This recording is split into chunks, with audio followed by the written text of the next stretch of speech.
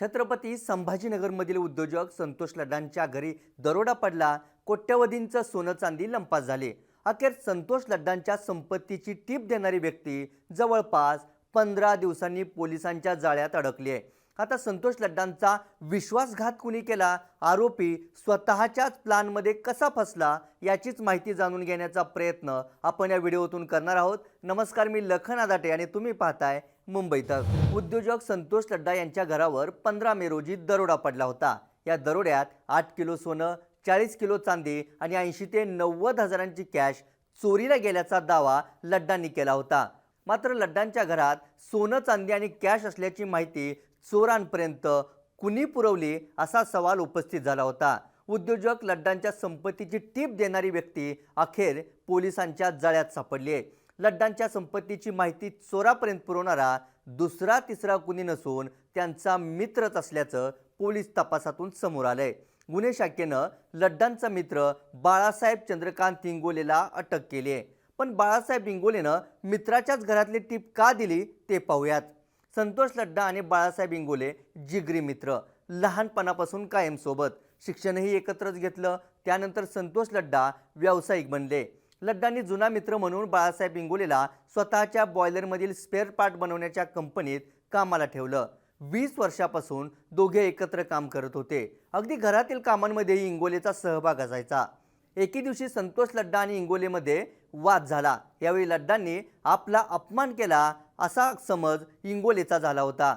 या अपमानाचा बदला घेण्यासाठीच लड्डांच्या घरातील संपत्तीची खडा माहिती इंगोलेनं दरोडेखोरापर्यंत पोहोचवली. त्यानंतर जे घडलं ते आपल्या सगळ्यांसमोर आहे. पण दरोड्याचा प्लॅन कुणी आणि कुठे आखला ते पाहूयात. संतोष लड्डा यांचा मुलगा अमेरिकेत शिकायला आहे. त्याच्याच पदवीप्रदान सोहळ्यासाठी संतोष लड्डा परिवारासह अमेरिकेला गेले होते. नेमकी हीच वेळ हेरत बाळासाहेब इंगोलेनं दरोडेखोरापर्यंत ही माहिती पोहोचवली. अजिनाथ जाधव, गणेश बोराडे, देविदास शिंदे यांच्याकडून क्रमाक्रमानं ही माहिती पुढे योगेश हसबेपर्यंत येऊन ठेपली.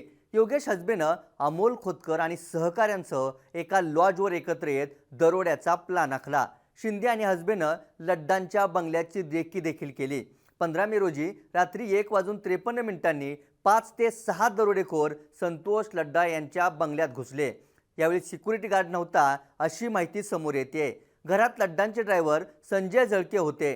बंदुकीचा धाक दाखवून दरोडेखोरांनी ड्रायव्हरचे हातपाय बांधले. पहाटे 4 वाजेपर्यंत चोरट्यांनी घर साफ केलं. कोट्यवधींची सोनं चांदी लुटली. हातपाय बांधलेल्या झळकेंनी आपली सुटका करत शेजाऱ्यांपर्यंत जात घटनेची माहिती पोलिसांना दिली. पोलिसांनी या प्रकरणात आतापर्यंत काय कारवाई केली आहे तेही पाहूयात. दरोड्या प्रकरणी आतापर्यंत 10 आरोपींना पोलिसांनी ताब्यात घेतलंय. दरोड्यानंतर 12 दिवसांनी 5 आरोपींना पोलिसांनी पहिल्यांदा पकडलं. या 5 पैकी एका आरोपीनेच बाळासाहेब इंगोलेचं नाव पोलिसांना सांगितल्याची शक्यता आहे. परवा पुन्हा आणखी 5 जणांना पोलिसांनी बेड्या ठोकल्या. यात बाळासाहेब इंगोलेंचाही समावेश आहे. वडगाव कोल्हाटीमधील योगेश हसबे, बेडमधील सुरेश उर्फ सूर्यकांत गंगणे आणि सोहेल शेख, रांजणगावच्या सय्यद अझहरुद्दीन, साजापूरचा महेंद्र बिडवे या सगळ्यांना 10 जूनपर्यंत पोलीस कोठडी सुनावली आहे. वडगाव कोल्हाटीच्या देविदास शिंदे, बाळासाहेब इंगोले, महेश गोराडे, गणेश गोराडे, अजिनाथ जाधव या सगळ्यांना सुद्धा 6 जूनपर्यंत पोलीस कोठडी सुनावण्यात आली आहे. तर 27 मे रोजी अमोल खोतकरचा एन्काउंटर करण्यात आला होता. शिंदे आणि हसबेनं लड्डांच्या बंगल्याची रेकी करताना वापरलेली मोपेड आणि कारही पोलिसांनी जप्त केली आहे.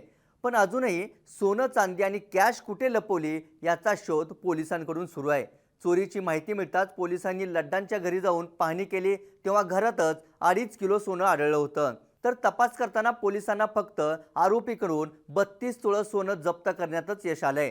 त्यामुळे पोलिसांसमोर उर्वरित सोनं, चांदी आणि कॅश जप्त करण्यासह संतोष लड्डांचा मित्र इंगोले यांच्या व्यतिरिक्त आणखी कोणी जवळचा या कटात सहभागी आहे का याचा शोध घेण्याचं आव्हान असेल. या व्हिडिओत इथंच थांबूयात. ताज्या घडामोडी आणि अचूक विश्लेषणासाठी मुंबई तकला सबस्क्राईब करायला विसरू नका. धन्यवाद.